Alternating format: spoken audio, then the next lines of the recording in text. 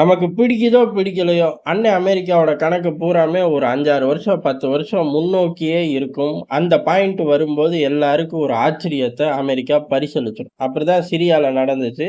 இந்த சிரியால பெரிய அளவு அமெரிக்கா எந்த தியரிய யூஸ் பண்ணுச்சு அப்படிங்கன்னா, ஒரே தியரி தான். ஆதரவாளர்கள விலக வைக்கணும். அவ்வளோதான். அதுக்கான விஷயங்கள தானா நடந்தபோது இவர்கள் பயன்படுத்திக்கிட்டார்களா?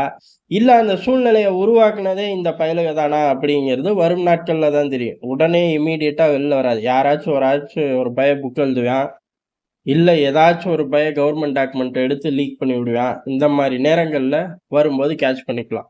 இப்ப ஆசாத் ரெஜிம் விழுந்ததுக்கு முக்கியமான காரணம் என்ன அப்படின்னா, அவருக்கான செல்வாக்கு உள்ளூர்ல கம்மியா, குறைஞ்சு போயிருச்சு. ராணுவமே எதிர்த்து போராடல. தரைப்படை அவனுங்க கூட இணைஞ்சிருச்சு. சில இடங்கள்ல ஓடி போயிருச்சு. அதனால வேற வழியே இல்லாம அவரும் வெளியேறிட்டார் அப்படின்னா. சரியா சொல்லப்போனா 2011ல இருந்தே இதே தியரி தான் இருக்கு. அன்னைக்கு என்ன நிலைமையோ அதுதான். கூடவும் இல்ல, குறையவும் இல்ல. இதுதான் முக்கியமான விஷயம். அப்ப ஏன் ஓடி போனாரு அப்படின்னு கேட்டா, பேக்கப் கொடுத்த ஆட்கள் கிட்ட இப்ப பேக்கப் இல்லை அப்படிங்கிறது தான். ரஷ்யா, ஈரான் 2மே மிகப்பெரிய அளவுல யுத்தத்துல இருக்கு. இதுல ரஷ்யா நேரடி யுத்தத்திலே இருக்கு. ஈரான் மறைமுக யுத்தத்துல இருக்கு.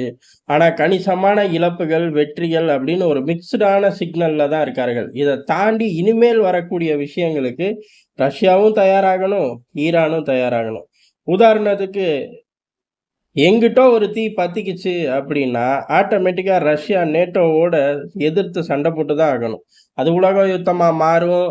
நேட்டோ அடி வாங்கும், ஒளிஞ்சு போகும். இதெல்லாம் தனி கதை. ஆனா சண்டைய ஆரம்பிக்கணும். அப்பேற்பட்ட சூழ்நிலையில கொண்டு வந்து பெரிய அளவு பேக்கப்ப சிரியாவுக்குள்ள ரஷ்யாவால கொட்ட முடியல. பம்ப் பண்ண முடியலைங்கிறது தான் எதார்த்தமான உண்மை. ஈரானுக்கும் இதே கதை தான்.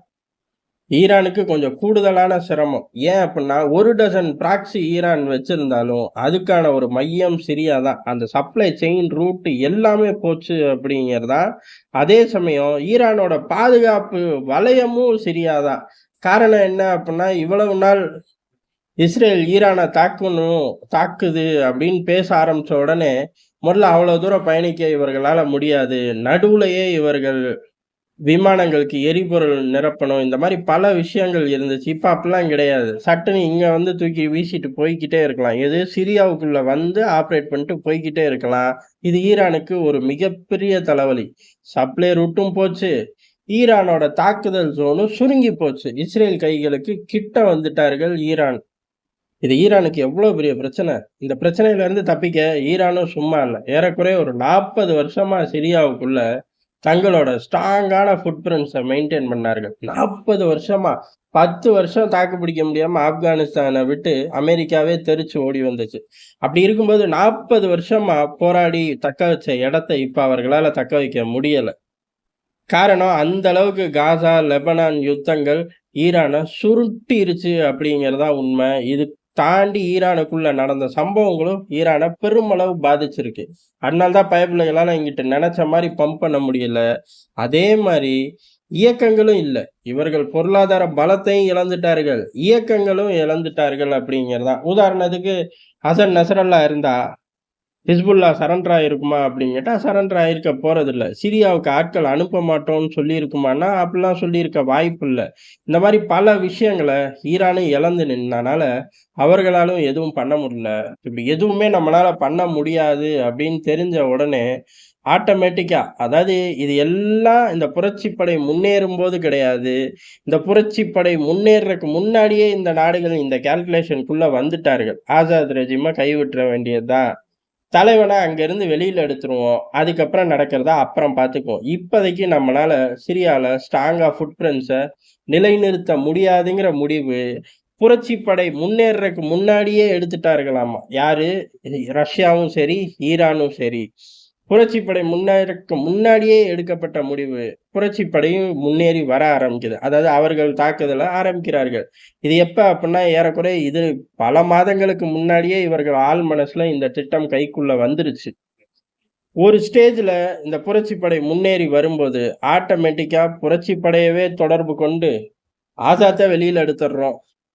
பவர டிரான்ஸ்ஃபர் பண்ணிடுறோம். எங்க ஆட்களுக்கு, எங்களோட சொத்துக்களுக்கு எந்த பிரச்சனையும் வரக்கூடாதுங்கிற டீலையே பேச ஆரம்பிச்சுட்டார்கள். இதை இன்னைக்கு மத்திய கிழக்குல உள்ள ஏஜென்சிகள் பெரிய அளவுல எழுதி தள்ளுறார்கள். டீலே ஓட ஆரம்பிச்சிருச்சு. அந்த டீலிங்க்கு புரட்சிப்படையும் ஒத்துக்குச்சு. அல்ஷாம் இயக்கமும் ஒத்துக்குச்சு. அவர்கள் கேட்ட கண்டிஷன் படி தான் இறுதியில நடந்திருக்கு. உதாரணத்துக்கு பவர் டிரான்ஸ்ஃபரை நீங்களே அறிவிச்சிடணும். அதாவது பீஸ்ஃபுல்லா பவர் டிரான்ஸ்ஃபர் அப்படின்னு அறிவிக்கணும். அப்படி அறிவிக்கிறது யாரு அப்படின்னா பிரைம் மினிஸ்டர் அறிவிக்கணும். ஆசாத் வெளியேறிடணும். ராணுவத்தோட ஆட்கள், அதாவது ராணுவ தளபதி ராணுவத்துக்கு உத்தரவிடணும். அதாவது நம்ம தோத்து போயிட்டோம், நம்ம இப்ப சிரியா விட்டு விலகுறோம் அப்படின்னு அறிவிச்சுட்டு அவரு ஓடி போனாலும் சரி, இல்ல சரண்டர் ஆனாலும் சரி அப்படிங்கிறது தான். இந்த 3 நிபந்தனைகள் தான் புரட்சிப்படை சார்பில் வைக்கப்பட்டிருக்கு. அதெல்லாம் நாங்க பார்த்துக்கிறோம். எங்க ஆட்களுக்கு, எங்க சொத்துக்களுக்கு எந்த பிரச்சனையும் வரக்கூடாது அப்படிங்கிற இந்த அக்ரிமெண்ட் தான் ஓடியிருக்கு. எப்ப புரட்சிப்படை டமாஸ்கஸை நெருங்கும்போது. ஆட்டோமேட்டிக்கா இது எல்லாம் ஆசாத்துக்கு கன்வே பண்ணப்பட்டிருக்கு. தலைவனை சேஃபா விமானத்துல அங்கிருந்து தூக்கியாச்சு. தூக்கி ரஷ்யாவுக்கு கொண்டு போச்சாச்சு. ரஷ்யால அடைக்கலமும் கொடுத்தாச்சு. அதே மாதிரி அந்த ஸ்டேட்மெண்ட் தான். அதனால தான் ஃபர்ஸ்ட் ஸ்டேட்மெண்ட் அப்படிங்கிறது ஆசாத் வெளியேறிட்டார் அப்படிங்கிறது. 2வது ஸ்டேட்மெண்ட் பிரைம் மினிஸ்டர் கிட்ட இருந்து வருது. என்ன அப்படின்னா பீஸ்ஃபுல்லா பவரை டிரான்ஸ்ஃபர் பண்றோம் அப்படிங்கிறது. 3வது ஸ்டேட்மெண்ட் அப்படிங்கிறது ராணுவம் சொல்லிருச்சு. ஆமா தோத்துட்டோம் அப்படின்னு சொல்லி. இப்படி என்டையர் விஷயங்களும் டக்கு டக்குன்னு நடந்துச்சு. ஒரு வாரத்துல ஆசாத் ரெஜிம் விழுந்துருச்சு. 50 வருஷத்துக்கு மேல ஆண்ட கூட்டம் ஒரு வாரத்துல விரட்டி அடிக்கப்பட்டுச்சு அப்படின்னாலும், அந்த ஒரு வாரத்துக்கு முன்னாடியே சில சூழ்நிலைகள் உருவாயிருக்கு. பேக்கப் கொடுத்த ஏறக்குறைய ரஷ்யாவும் கணிசமான பேக்கப் கொடுத்துச்சு. ஈரான் கேட்கவே வேணாம். அவர்களோட ஹோல்டுக்காகவே இங்க 40 வருஷத்துக்கும் மேல பல விஷயங்கள இறங்கி நின்னு செஞ்ச ஆட்கள். 2 பேரும் வீக்கா இருக்கும்போது, 2 பேரோட தேவைகளும் வேற சைடு ஜாஸ்தியா இருக்கும்போது, காரணம் ஈரான் வீக்கா இருக்குன்னு சொல்லலாம். ரஷ்யா எப்படி வீக்கா இருக்குன்னு சொல்ல முடியும் அப்படிங்கிற கேள்வி வரும். ரஷ்யா வீக்கா இல்ல. அதே சமயம் ரஷ்யாவோட தேவைகள் அப்படிங்கிறது பல திசைகள்லயும் இருக்கு. உதாரணத்துக்கு உக்ரைன் யுத்தத்துக்கு ரஷ்யா பழி தீர்த்தே ஆகும். அதாவது இன்னொரு நேட்டோவோட நேரடி யுத்தம் வராட்டியும் பழி தீர்த்தே ஆகும். அந்த களம் அப்படின்னு ரஷ்யா எங்க செட் பண்ணுச்சுங்கிறது ரஷ்யா ஆரம்பிக்கும் போது தான் நம்ம எல்லாருக்கும் தெரியும். அப்படி பல இடங்கள்ல ரஷ்யா ஃபோக்கஸ் தேவைப்படுறதால இங்க ஹோல்ட எடுக்கிறார்கள். அப்படி எடுக்கும்போது மேலாப்ல ஒரு காரணம் வேணும். ஆசாத் ரெஜிம்க்கு செல்வாக்கு கிடையாதுங்கிற உண்மையை இவர்களும் மீண்டும் சொல்லிட்டு போறார்கள். அது 2011 இருந்தே அதேதான். அன்னைக்கு இருந்து இன்னைக்கு வரை தாக்குப்பிடிக்க முடியும் அப்படின்னா, இன்னைக்கு இருந்து நாளைக்கும் சில காலங்களும் தாக்குப்பிடிக்க முடியும் அப்படிங்கிறதும் உண்மை. ஆனா, இங்க பம்ப் பண்ணக்கூடிய அளவுக்கு இந்த சைடு 2 பிளேயர்கள் கிட்ட ரஷ்யா, ஈரான் கிட்ட போதிய அளவு இல்லை. இல்லை இவர்களோட கவனம் வேற பக்கம் இருக்கு. ஈரானை பொறுத்தவரை போதிய அளவு இல்லைன்ட்டு போயிடலாம். ஈரானுக்கு டைம் தேவை. ரஷ்யா குடுத்திருந்தா ஈரான் தலைவர்களை ரெடி பண்ணியிருக்கும். பேக்கப் ஆன இயக்கங்களை ரெடி பண்ணியிருக்கும். அதுக்கப்புறம் மீண்டும் ஒருங்கிணைஞ்சு பயணிச்சிருப்பார்கள். ஆனா இந்த பக்கம் ரஷ்யாவோட ஃபோக்கஸ் பல்வேறு பகுதிகள்ல இருந்தது தான் பிரச்சனை. இந்த சூழ்நிலையை யார் உருவாக்குனா? இந்த சூழ்நிலை யதார்த்தமா உருவாச்சுன்னு சொல்லலாம்.